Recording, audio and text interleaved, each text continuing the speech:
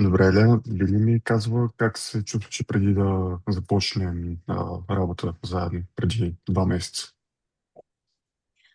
Значи, в началото на тази година, която вече изтича, се случиха някои хормонални проблеми при мен, хормонални промени и започнах да се чувствам много, как да кажа, неенергична, дори бих казала леко депресирана.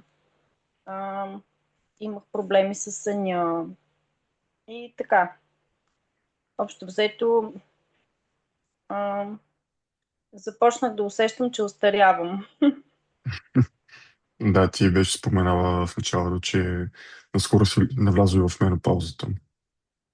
Да, точно това имам предвид. В началото на годината се случи и така усетих, че трябва да променя нещо в начина си на живот. Да. А какво беше обективното ти състояние, например, като тегло или пък като начин на хранене? Следва ли си при това някакви диети? Виждали ли си резултати? Значи аз не съм била дебела определено, но бях отпусната, защото никога не съм била спортен тип. И съответно ти знаеш как с годините тялото започва да се променя. Да. И от тази гледна точка аз не съм целяла кой знае колко намаляване на килограмите, колкото исках да изглеждам по-стегната и тонизирана. Да. И да се чувстваш и по-енергично, предполагам. Да, това също, да. Да.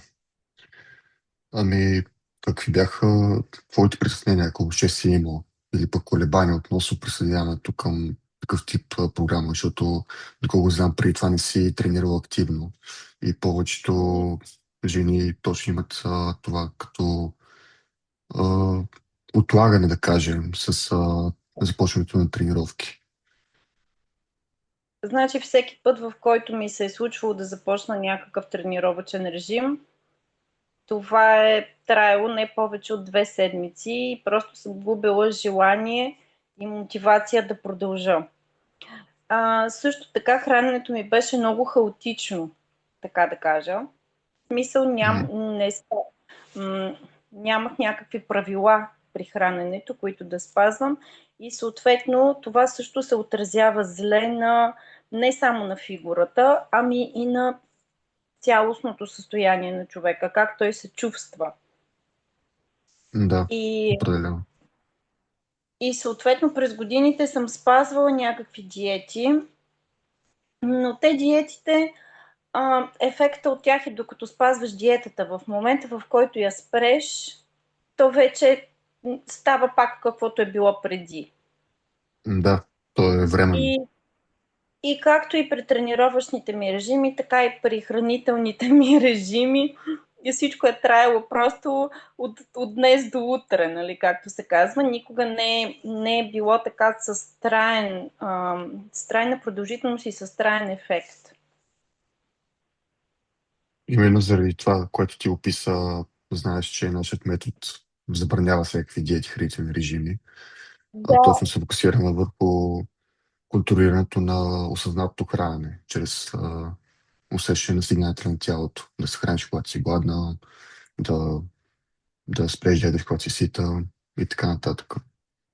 Което го да, прави. които са някак есенциално важни правила, които ако човек спазва дори само хранителните навици, ако спазва, дори ако не тренира, според мен ще има чудесни резултати в течение на времето. Със сигурност е така. Може би храненето е около 60-70% от резултатите. Защото колкото и да тренираш, ако не се храниш правилно, няма да постигнеш резултатите. Докато нали, тренировките са по-скоро за тонизиране на мускулатурата. Но да, именно заради това програмата се точно се фокусира доста повече върху и самото хранене, да го направи възможно най-лесно, така че да не е ограничаващо и да се поддържа буквално цял живот. Да, точно това ми хареса най-много, че а, учиш жените, които са влязли в програмата, ученичките ти, така да ги наречем, на някакви правила, които да им останат за цял живот, които просто те, ако спазват, ще се чувстват по-добре за напред постоянно, а не с някакъв временен ефект. Да. И какво е обективното състояние в момента? Как се чувстваш днес, като го сравним с преди 2-3 месеца? Какво се е променило? Със сигурност се чувствам по-енергична, по-жизнена, дори чисто физически се чувствам по-стегната, по-тонизирана. А, как да кажа, заобичах тренировките, така че вече имам нужда от тях. Имам чувство, че като се събудих сутринта и си мисля днес какво ще тренирам, днес какво ще правя, какви ще ми бъдат днес тренировките, защото това не знам някакси, може би, защото са били съобразени с моята подготовка, а не са били просто някакви стандартни тренировки, които си ми давал и не съм се чувствала, как да кажа, не съм се чувствала неспособна да се справя. Защото аз в началото имах притеснение, че може да не се справям с тренировките. Както ти казах, никога не съм била спортен тип. И по Да, тази причина се притеснявах, че може да не се справям, защото това, че примерно съм карала колело или съм играла някакви такива колективни игри, това не означава, че аз имам подготовка да спазвам тренировъчен режим. да. Вече мога да кажа, че имам някаква, но преди да започна, нали, така се чувствах. Да, доста често жените имат притеснение, когато не са тренирани никога, как е възможно всъщност да започнат и то онлайн, т.е. без аз като треньор да съм до тях и да им следя всяко движение. Но всъщност Точно, ти да. сама виждаш, че от приложението, когато гледаш демонстрационните видеа, че са доста така лесни за следване и ти вече може допълнително да оставиш, нали, коментар или пък да снимаш себе си и аз вече да коригирам самата техника. Точно, да. Всичко беше много разбираемо и много съобразено с моята подготовка. Тоест, аз не съм се чувствала неспособна да се справя. Да, радвам се за което. Ами добре, ако няма какво повече да споделиш, ти благодаря за откровените отговори.